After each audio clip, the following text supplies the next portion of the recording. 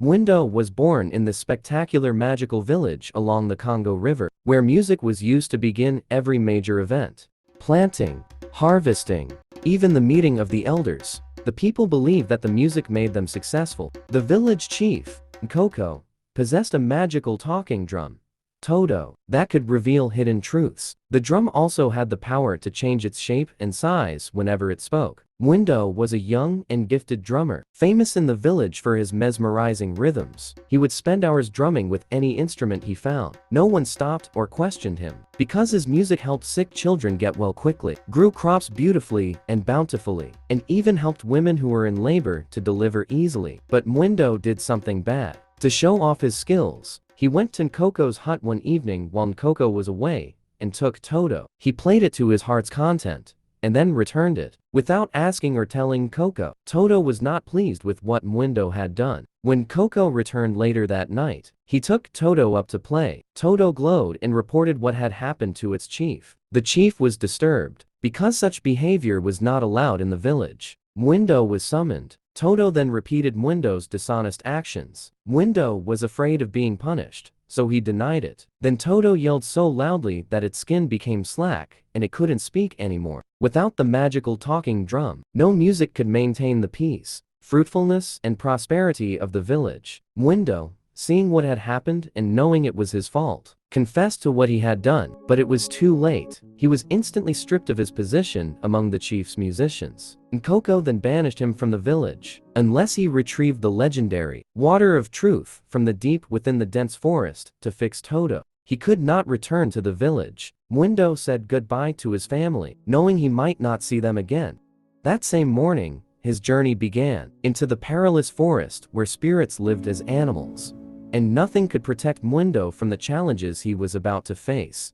Mwindo had traveled a whole day's journey when he got to a treacherous river, where the water shifted and changed course constantly. A cunning crocodile, Mokili, offered to ferry Mwindo across if Mwindo told him what his quest was about. At first, Mwindo pretended to be wronged by the chief and his drum, but Mokili, a spirit being, knew it and attacked Mwindo. At once, Mwindo told the truth and begged Mokili not to eat him. Mokili, seeing Mwindo's sincerity, told him that the river's tempest was a test of character. Then Mokili transformed into a sturdy log, allowing Mwindo to cross safely. Mokili also showed him the path to follow after crossing him to the other side.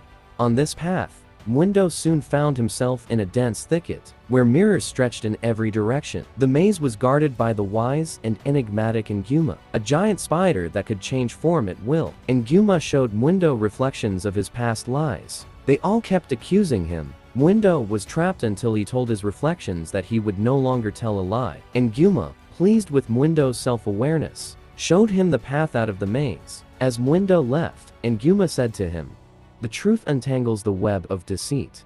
Mwindo continued his journey into a dark cave, where strange voices tempted him to abandon his quest. The whispers were the echoes of truths he was ashamed of about himself. He was about to run back out of the cave when an old bat, Kibibi, appeared, offering to help him. Mwindo shared his story, and Kibibi explained that the cave was a test of courage, to face the truth about our strengths and weaknesses. She gave him light for the path, leading Mwindo to the water of truth. As Mwindo filled his calabash with the sacred water, Kibibi whispered, "Truth opens the door to inner freedom." After leaving the Cave of Shadows, Mwindo came to a towering mountain that seemed to touch the sky. It had no path to pass through it. Mwindo was frustrated. He began climbing the mountain, even though he slipped several times and nearly fell off completely. His joy at getting the sacred water made him continue till he got to the top, victorious. Then he carefully climbed down the other side. He looked down at his hands. They used to be so artistic and beautiful. Now, they look so wrinkled and ugly because of the difficult journey. He sighed, realizing what his lies and pretense had caused him. After descending the mountain, Mwindo's map led him through a lush garden, filled with vibrant flowers and enticing scents. Here the flowers and butterflies were more beautiful than he had ever seen. They smelled so heavenly and captivated him. The butterflies hummed such pleasant tunes. His wounds healed, his clothes became fresh and clean. He didn't want to leave. Suddenly, he realized that the garden's beauty was testing his resolve. But his village needed him. He had to get home, so he thanked the flowers and butterflies. and ran off as fast as he could until he was far away from the garden. Mwindo finally returned to the village with the water of truth. Everyone rejoiced. Nkoko asked him to drink the water and pour some on Toko. As soon as the water was poured on it, the magic roared back to life and congratulated Mwindo's newfound honesty. Nkoko smiled, saying, "The rhythm of honesty has restored balance to our village. Remember, Mwindo. Truth is the heartbeat of integrity." Mwindo was back home, feeling all the amazing emotions of doing what he loved for the people he loved, without the fear of not being good enough for them. He found time to sit by himself, though, and think about his adventure, and wonder if there would soon be more to come.